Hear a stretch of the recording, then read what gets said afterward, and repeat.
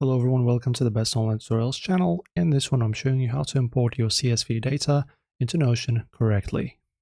So before touching the import switch, your CSV's top row must contain explicit unique column headers with 0 blank cells to prevent data misalignment. So just open up your page inside Notion, navigate to the top corner, and then click 3 dots right here.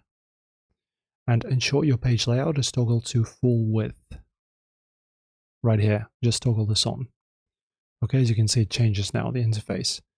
Then you just move your cursor down to the left-hand navigation sidebar layouts, scroll to the base, and click Import Utility button. If you don't have it there, 3 dots, and then Import right here.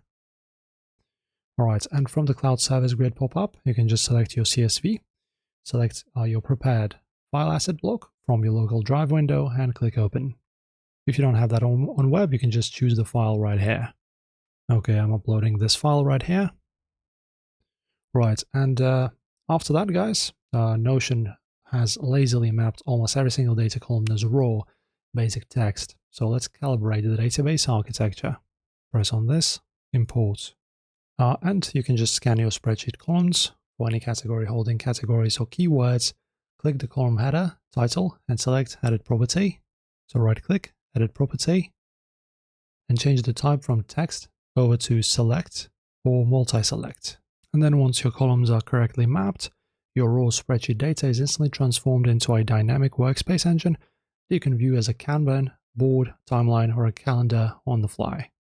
Enjoy, guys. Like and subscribe as always. See you soon.